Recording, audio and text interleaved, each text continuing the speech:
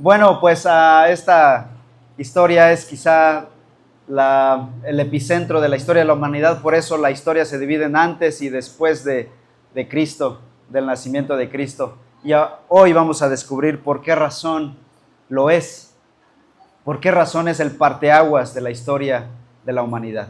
Pero antes quisiéramos leer la palabra de Dios e ir a las fuentes, que nos diga el texto bíblico qué pasó en aquella ocasión. Vayamos a Mateo capítulo 1, por favor. Si no traes tu Biblia, échale un ojo al vecino, debe traer una. Si no, en el celular, alguna aplicación. Mateo capítulo 1, por favor.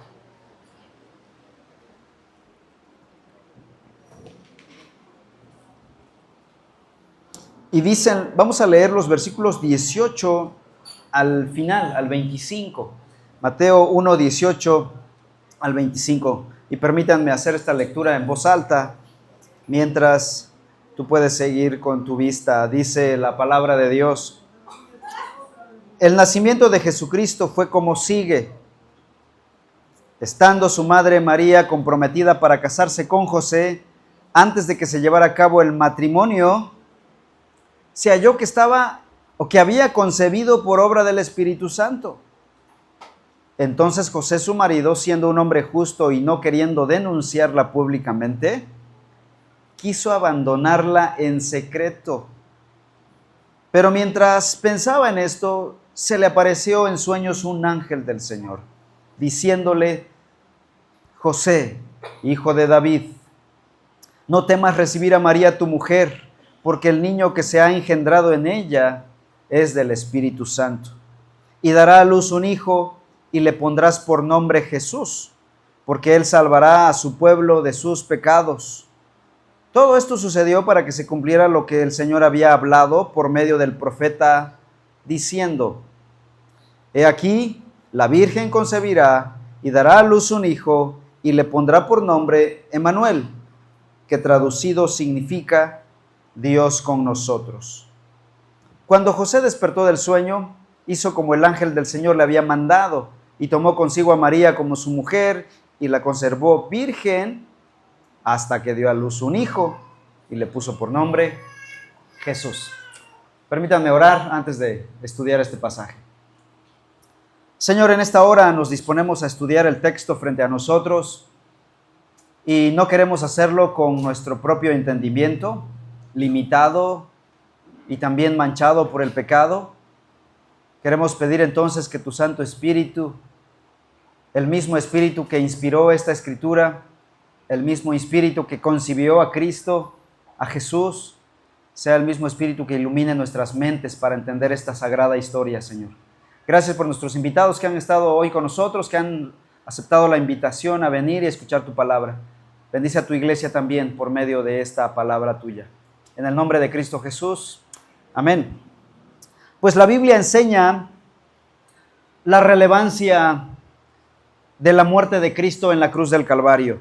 Y el cristianismo gira en torno a la cruz, no a la cruz de madera, sino a la obra que se hizo allí en la cruz. Porque la cruz de madera, pues, de nada sirve. Algunos pensaban que podían conservar astillas de la cruz de Cristo siglos después, pero esa cruz ya no existe, nadie la tiene. Pero lo que sí queda es la obra que se llevó a cabo en aquella cruz. Y el cristianismo gira en torno a la muerte de Cristo en esa cruz. Una muerte que se llevó a cabo por causa de los pecados de la humanidad. Sin embargo, déjeme decir esto: la muerte de Cristo en la cruz, sin esa muerte la humanidad no tendría esperanza. Pero la historia de la muerte de Cristo no comenzó en la cruz. La historia de esa muerte comenzó 33 años antes. Y comenzó en el pesebre, en un pequeño pesebre en Belén de Judea. Y es ahí donde entonces empieza toda la historia, el nacimiento de nuestro Señor Jesucristo. Así que no podríamos celebrar la victoria de Cristo, la muerte de Cristo y luego la victoria de Cristo en la cruz si primero no estudiamos su nacimiento de esta mujer virgen llamada María. Y tú te preguntarás, ¿por qué tanta importancia al nacimiento, pero específicamente al nacimiento virginal de Cristo? Déjenme decirlo esto. Porque si no hay nacimiento virginal, es decir, si Cristo no fue concebido por el Espíritu Santo, entonces significa que Jesús no es Dios. Es como cualquier otro hombre común y corriente, como cualquiera de nosotros, engendrado por otro hombre. Y si Jesús no es Dios, entonces su muerte en la cruz tampoco tiene valor para salvar a otra persona. Es la muerte de otra persona pecadora como nosotros, de otro hombre común y corriente. Si Jesús no es Dios, entonces tampoco hay salvación. Su muerte en la cruz no tendría ningún valor para salvar a las personas. Y entonces estamos perdidos. Estamos perdiendo el tiempo aquí. ¿Se dan cuenta entonces de la relevancia de lo que enseña la Escritura con respecto al nacimiento virginal de Cristo Jesús? Todo parte de ahí. No fue engendrado por hombre alguno, sino por obra del Espíritu Santo. Esa es la verdad que quiero enfatizar en esta tarde. Así que hoy veremos solo dos cosas en este pasaje que ya leímos de Mateo 1:18. Primero, quiero que veamos el origen del Mesías. Segundo, quiero que veamos la misión del Mesías. ¿A qué vino al mundo? En primer lugar, veamos el origen del Mesías. Si tienes tu Biblia abierta ahí en Mateo 1, observa lo que dice el versículo 18. O en tu dispositivo, dice la palabra de Dios así. El nacimiento de Jesucristo fue como sigue. Estando su madre María comprometida para casarse con José, antes de que se llevara a cabo el matrimonio, se halló que había concebido por obra del Espíritu Santo. Lo primero que quiero que veamos en el origen del Mesías son sus padres. ¿Quiénes fueron los padres de Jesús, del Jesús humano, de la naturaleza humana de Jesús? Un hombre llamado José y una mujer llamada María. María tal vez era una mujer pobre de Nazaret, del norte, en Galilea. Tenía una hermana llamada Salomé, la madre de Jacobo y Juan, los primos de Jesús. El padre de María se llamaba Elí y su madre Elizabeth. La mamá de Juan el Bautista era la prima de María. Y la Biblia después nos dice, como vamos a leer más adelante, que María, después de haber dado a luz a Jesús, tuvo a otros bebés llamados Jacobo, José, Judas, Simón y algunas hijas mujeres, según el Evangelio de Marcos, capítulo 6. El carácter de María era el de una mujer que amaba a Dios. Por algo fue escogido por Dios. El escoger del Espíritu Santo a esta mujer, o el escoger de Dios a María, no fue por sus méritos, pero sí efectivamente era una mujer que amaba a Dios. Cuando el ángel se le presenta, ella, ¿cómo responde? ¿Acaso dice, ¿de quién me hablas? ¿Quién es ese Dios? Yo solo conozco a Zeus, o al dios egipcio, o a Astarot, el dios cananeo. No, ella sabe de quién le habla.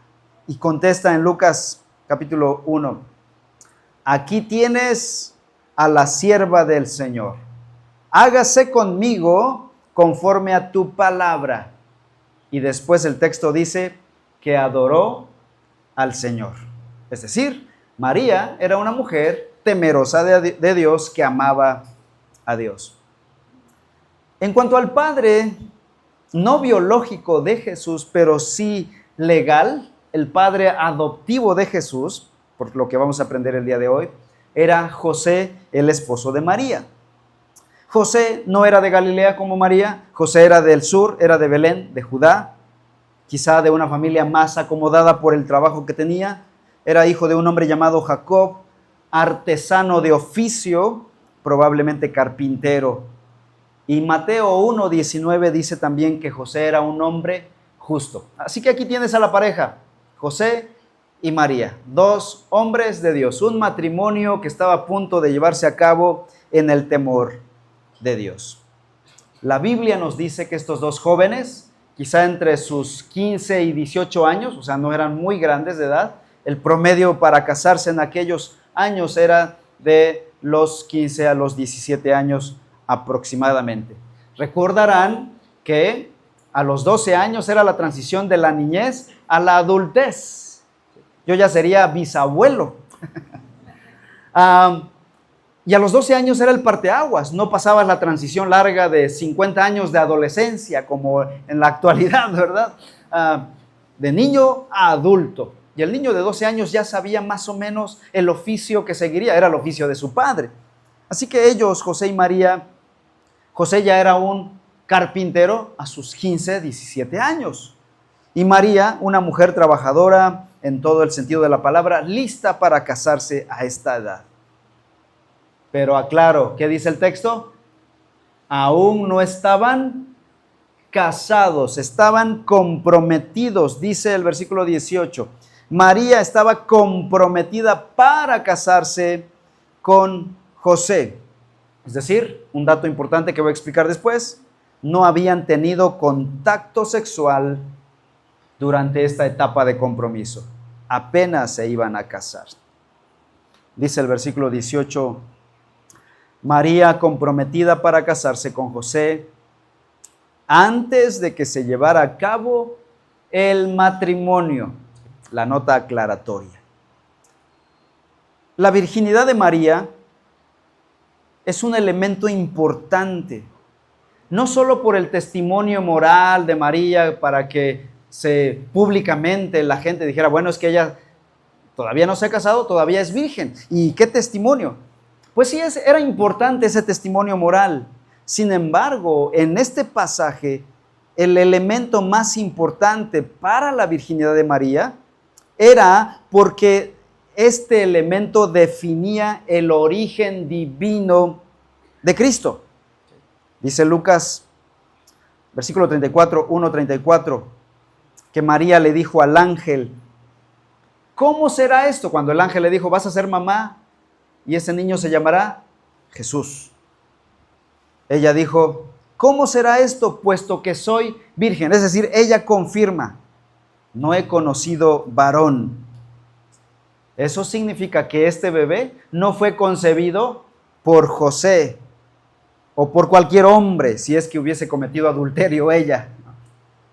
Porque si hubiera sido concebido por medio de un hombre, quien fuese, este bebé no habría sido de origen sobrenatural, no habría sido de origen divino.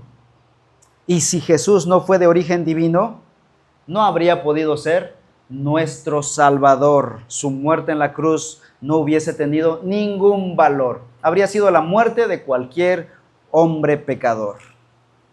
Pero la Biblia, damas y caballeros, afirma tajantemente que Jesús fue concebido, versículo 18, ¿por obra de quién?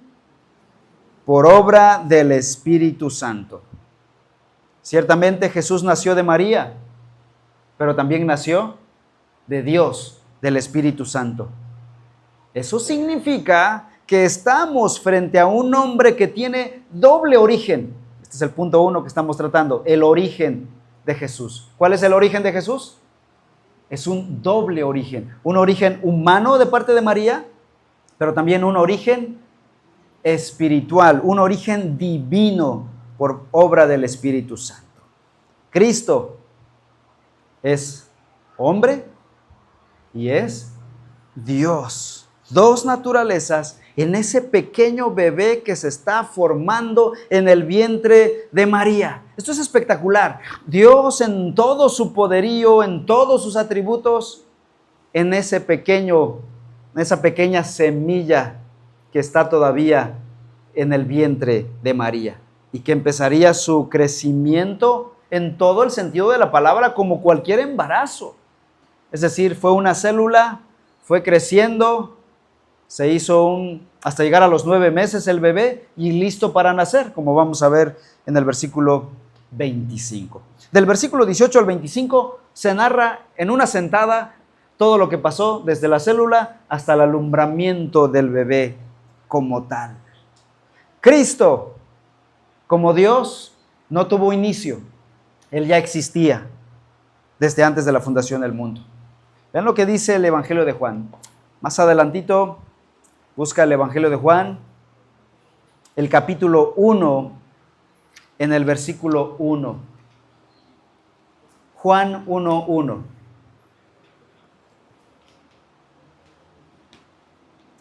Dice el texto así: en el principio ya existía el verbo. ¿Se dan cuenta? Esta es una declaración impresionante. Ya existía el verbo. Y el verbo estaba con Dios. Y el verbo era Dios. Aquí vemos entonces la naturaleza, el origen divino de este bebé. Entonces, por un lado, como Dios no tuvo inicio, ya existía desde antes de la fundación del mundo. Vean lo que dice el versículo 3, ahí en Juan 1. Que todas las cosas fueron hechas por medio de Él, y nada de lo que fue hecho sin el verbo. Él hizo todas las cosas. Él ya estaba allí desde antes de la fundación del mundo. Así que el bebé que tenemos aquí en el vientre de María es un ser preexistente. Esta es la palabra que usan los teólogos, la preexistencia de Cristo. Es decir, Él ya existía antes de este momento de Mateo 1, desde la eternidad como Dios. Dios en tres personas, Padre, Hijo y Espíritu Santo. El Hijo existía como Hijo coeterno, coigual al Padre, desde la eternidad. Pero hace 2000 años, en fecha y hora que nosotros desconocemos, pero ¿qué ocurrió hace 2000 años aproximadamente? El Espíritu Santo lo puso en el vientre de María. Y ahí comenzó su naturaleza humana. Esto debe rompernos las neuronas, ¿no? ¿Cómo explicas esto? Esta unión de Dios con la humanidad en un bebecito indefenso. Este es Dios, damas y caballeros. No es cualquier Dios pagano de la mitología griega o de las religiones tribales, de las religiones de las sociedades, hechas a imagen y semejanza de las personas. No, este es Dios. No se puede concebir con las neuronas solamente. Aquí, en Mateo 1, comienza el origen de la naturaleza humana de Cristo. Su naturaleza humana tuvo un principio. ¿Siguen en Juan capítulo 1? Vayamos ahora al versículo 14. Juan 1, 14. Y dice, y aquel verbo, o ese verbo, ese que era eterno, ¿qué pasó? Se hizo carne, es decir, adquirió la naturaleza humana y luego habitó entre nosotros. Pudo habitar entre nosotros como hombre cuando adquirió su naturaleza humana. Entonces, haciendo una remembranza, como Dios, Cristo no tiene principio y tampoco fin. Como hombre, tuvo un principio cuando fue concebido en el vientre de María. No hay manera de explicar con tanta claridad como quisiéramos y de entender cómo ocurrió la mezcla de lo divino y lo humano. Pero la palabra de Dios lo dice y lo creemos. Ahora quiero que vayas a 1 Timoteo 3, y si no, pues lo podemos leer aquí en la pantalla. Y 1 Timoteo 3, el versículo 16, expresa el sentir de los apóstoles. Ellos tampoco lo entendían perfectamente. Tú dirás, bueno, Pedro, Pablo, ellos lo entendían a la perfección. Pero vean lo que dice el apóstol Pablo. Indiscutiblemente grande es el misterio de la piedad. ¿Qué cosa? Él fue manifestado en la carne. Este es un gran misterio, dice el apóstol Pablo. No lo podemos explicar. Así que aquí estamos frente a la misteriosa encarnación del Hijo de Dios, la segunda persona de la Trinidad. Bueno, pero estamos estudiando Mateo capítulo 1, así que regresemos a Mateo 1, por favor. Ahora leyendo los versículos 19 y 20. Mateo 1, 19 al 20. Entonces José, su marido, siendo un hombre justo, cuando él se entera de que está embarazada, y no queriendo denunciarla públicamente, quiso abandonarla en secreto. Pero mientras pensaba en esto, se le apareció en sueños un ángel del Señor diciéndole: José, hijo de David, no temas recibir a María tu mujer, porque no ha cometido adulterio, como él pensaba, ¿no? Porque el niño que se ha engendrado en ella es del Espíritu Santo. Aquí confirma el ángel otra vez lo que había pasado en el versículo 18. Este pasaje confirma que José y María aún no habían tenido contacto sexual. ¿Qué dijo María en Lucas 3? ¿Cómo será esto si no he conocido varón? ¿Y ahora qué está diciendo José? ¿Cómo puede estar embarazada si no hemos tenido contacto sexual? Es decir, tanto José como María por separados, ambos afirmaron que no habían tenido un acercamiento. Cuando José entonces se entera del embarazo de María, él dice: ese bebé no es mío. La primera reacción de José: pues no hemos consumado el matrimonio. Y el plan de José fue dejarla. Ahora el texto dice que quiso dejarla secretamente. ¿Saben ustedes por qué quiso dejarla secretamente? Porque José deducía que María había cometido adulterio. Y en el pueblo de Israel, según la ley, Levítico 20, el adúltero o la adúltera pagaba con su vida.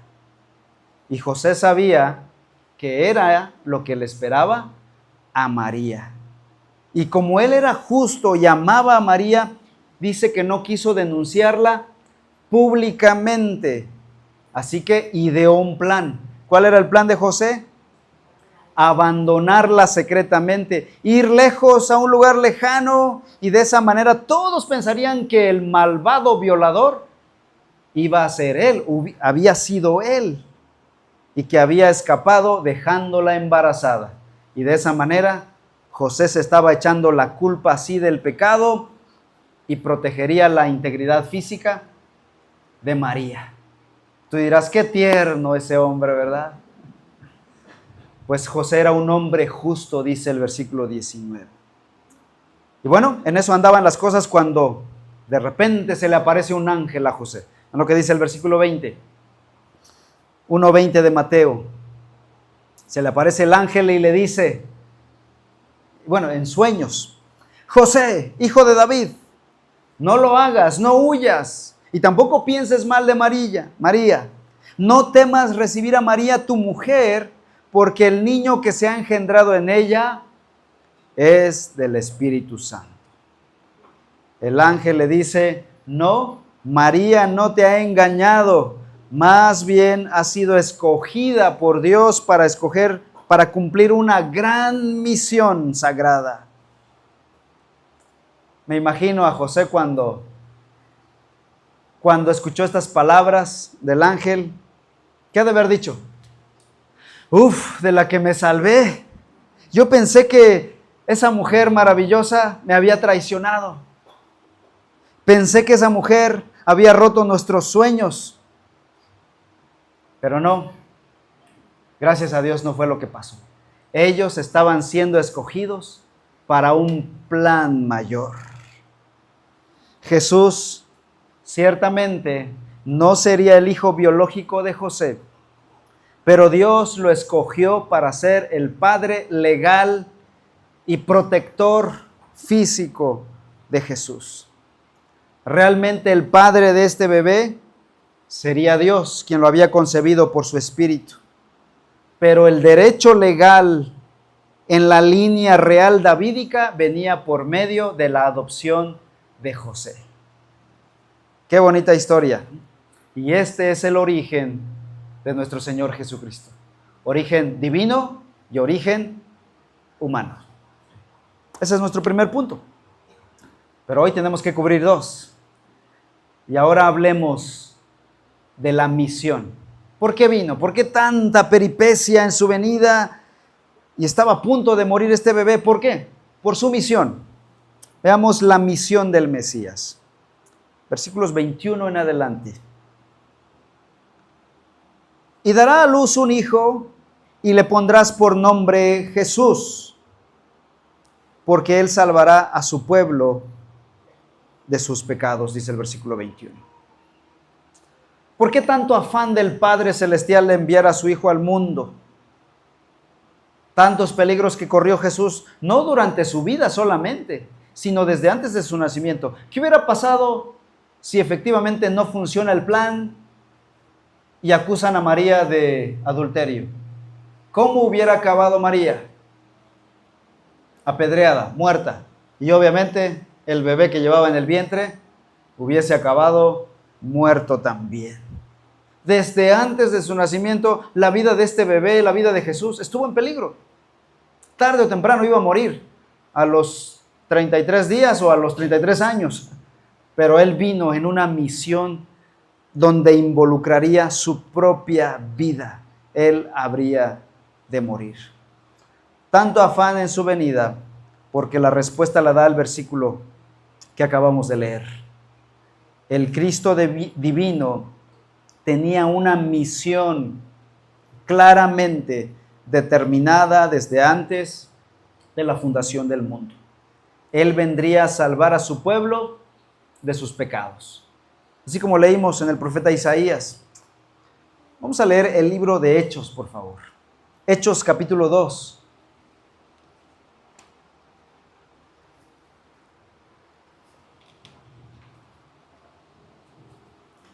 Y ven lo que dice el versículo 23. Hechos 2:23.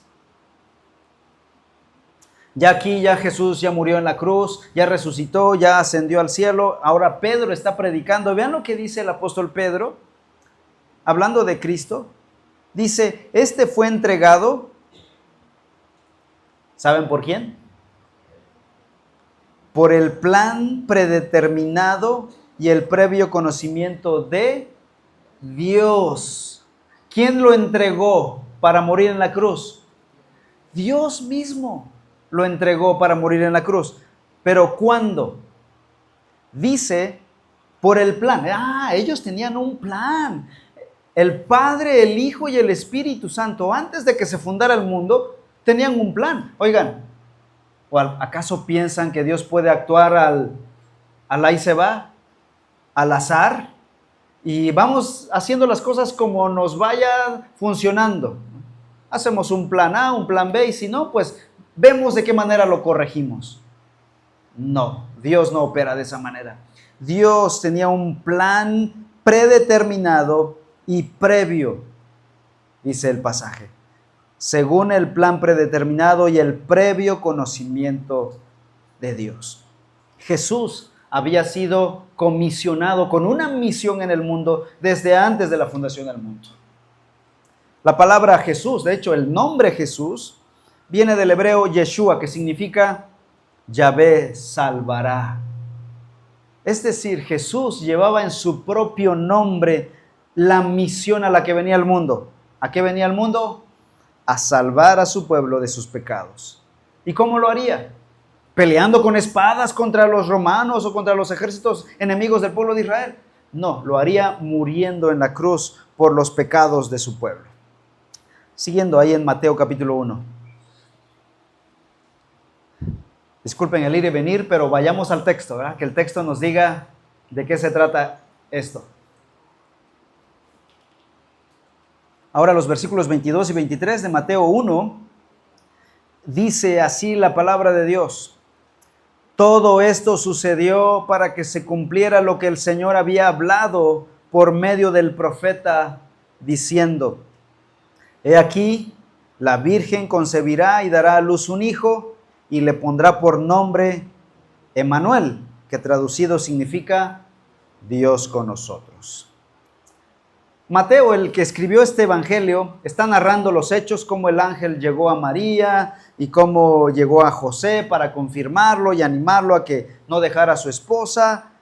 Y está narrando la historia. Y de repente interrumpe la historia para hacer un comentario personal. El versículo 22 en adelante ya es un comentario personal de Mateo. ¿Qué comenta Mateo aquí?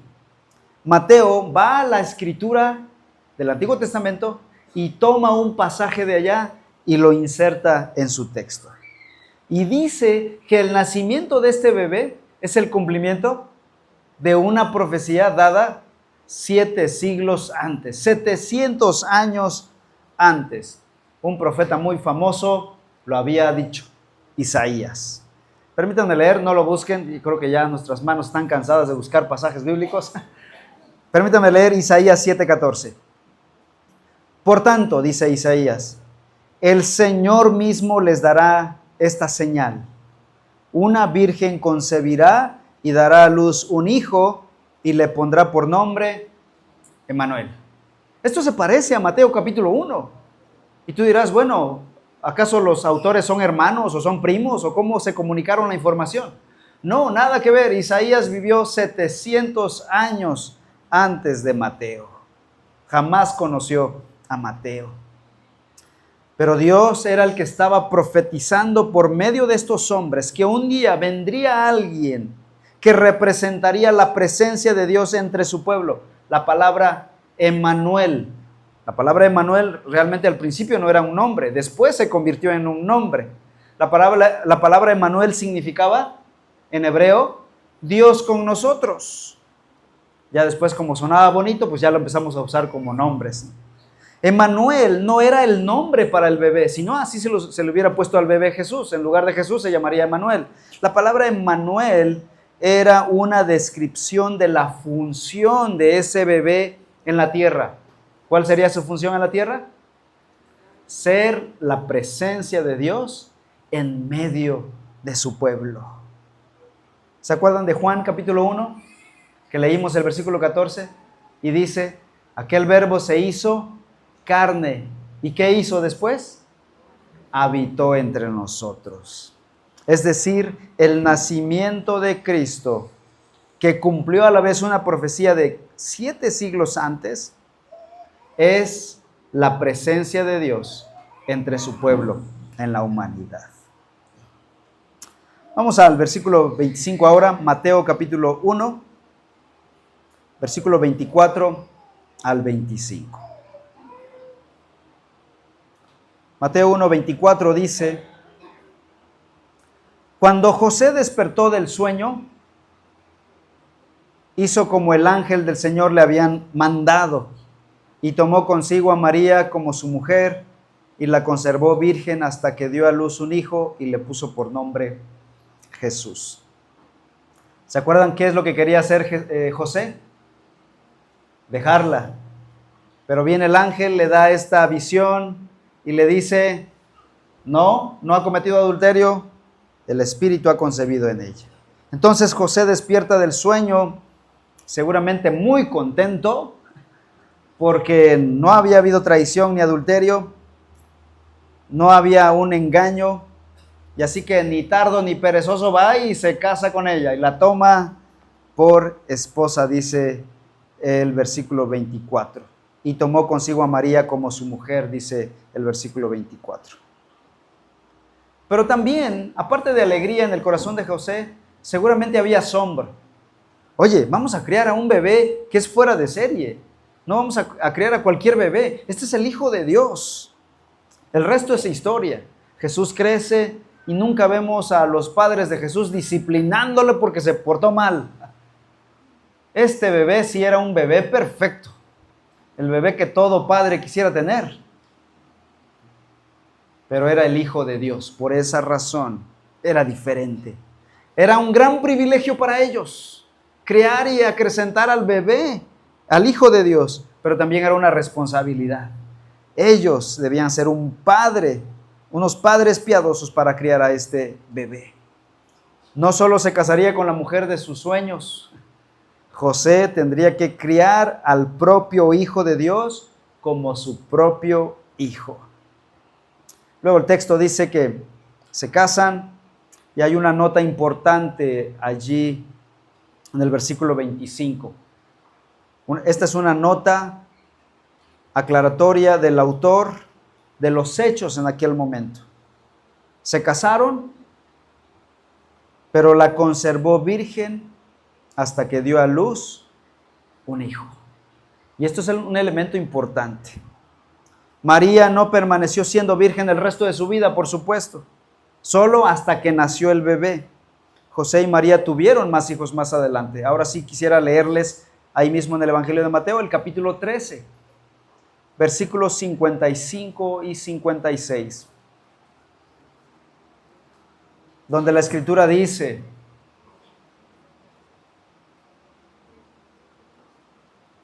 preguntan los vecinos de Jesús allá en Nazaret: ¿no es este el hijo del carpintero? ¿No se llama su madre María y sus hermanos Jacobo, José, Simón y Judas? Y también el versículo 56.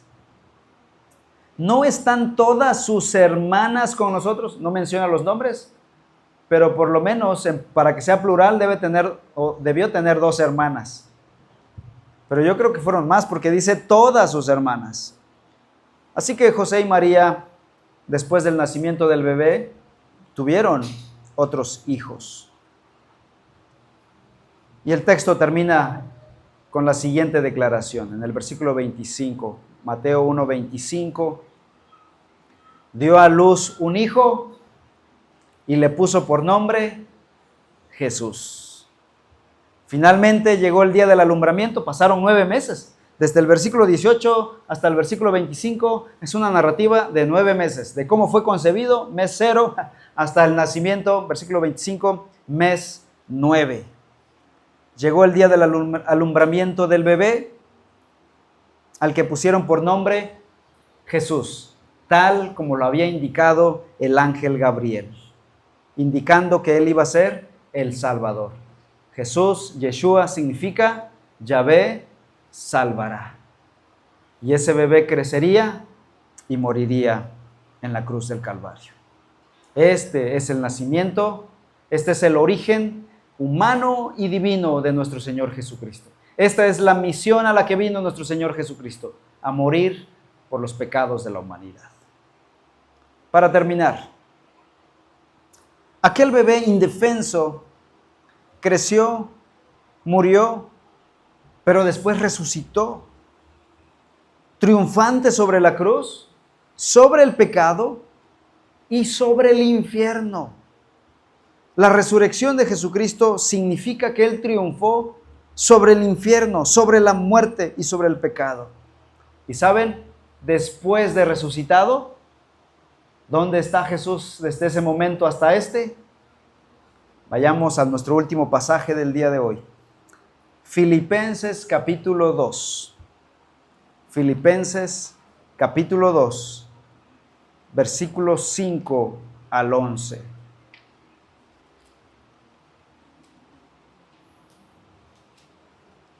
Dice la palabra de Dios así: haya pues en ustedes esta actitud que hubo también en Cristo Jesús, hablando de Cristo, y empieza una descripción de la vida de Cristo, el cual, aunque existía en forma de Dios, ¿se acuerdan? Él preexistía eternamente como Dios, no consideró el ser igual a Dios como algo a que aferrarse, sino que se despojó a sí mismo, tomando forma de siervo, haciéndose semejante a los hombres. ¿Cuándo ocurrió esto? Cuando el Espíritu Santo lo puso en el vientre de María. Versículo 8. Y hallándose en forma de hombre, se humilló él mismo, haciéndose obediente hasta la muerte y muerte de cruz, por lo cual Dios también lo exaltó hasta lo sumo. ¿Se dan cuenta? Él murió, creció, murió, pero después Cristo fue resucitado por el Padre. Y el Padre Celestial, por haber sufrido, por haber muerto por nuestros pecados, ¿qué hizo con el Hijo? Lo exaltó hasta lo sumo y le confirió el nombre que es sobre todo nombre. Es decir, ¿quién es el jefe del universo ahora? Ese bebé indefenso que estuvo en el vientre de María. El soberano del universo se llama Jesucristo. Y vean lo que va a pasar. Versículo 10. Para que al nombre de Jesús se doble toda rodilla de los que están en el cielo, es decir, todos los ángeles, y en la tierra, es decir, todos los hombres, y debajo de la tierra, los demonios, y toda lengua confiese que Jesucristo es Señor, para gloria de Dios Padre. He aquí el glorioso Señor Jesucristo, al que adoramos. No es cualquier diosito. Este es el Dios que adoramos. Este bebé no quedó en el pesebre, tampoco quedó en la cruz, tampoco quedó en la tumba. Él está sentado, triunfante, gobernando en el universo. Y un día vendrá por su iglesia, por aquellos que han creído, que han doblado sus rodillas voluntariamente delante de Él. Si no lo hacen hoy, dice la Escritura, un día doblarán su rodilla delante de Él. Todos, los que creyeron y los que no creyeron. La diferencia es que algunos que creyeron en Él aquí estarán con Él, y los que no estarán con Él. Ven a Cristo, este es el momento de creer en Él. Hoy está esta salvación disponible para todos, pero un día no estará disponible. La gracia es gracia ilimitada, pero tiene fin. Gracia ilimitada con un periodo de tiempo. Mientras Jesucristo no venga y mientras la muerte no llegue a tu vida, tienes la oportunidad de creer y confesar a Jesucristo como tu Señor y tu Salvador. Cuando llegue, ya no habrá más oportunidad. Ven a Cristo Jesús. Hoy es el día de salvación, dice la Escritura. Vamos a orar. Padre Santo, gracias por haber enviado a tu Hijo Jesucristo al mundo, a nacer como un bebé que parecía tan indefenso, que necesitaría el cuidado de una madre amorosa como María y de un padre justo como José. Pero detrás de ese rostro infantil era Dios encarnado, el dueño de la vida, no solo de María, su mamá, sino del planeta entero y también de todo el universo. Creció, murió por nosotros. Gracias por haber dado a tu Hijo en la cruz por nuestros pecados. Pero resucitó triunfante y ahora está en el lugar que le corresponde, el lugar de triunfo, de gloria excelsa. Padre, tu palabra dice que todos doblaremos la rodilla frente a Él un día. Ayúdanos a hacerlo con gozo y con amor, no obligadamente por el poder celestial. Te pido por aquellos que están aquí que aún no creen en tu nombre, Señor, que puedas obrar en sus corazones y que vengan a Cristo en fe y salvación. Gracias por esta salvación que ahora tenemos, que gozamos por la obra de nuestro Señor Jesucristo. Te amamos, Padre, en el nombre de Cristo Jesús. Amén. Que Dios les bendiga. Feliz Navidad.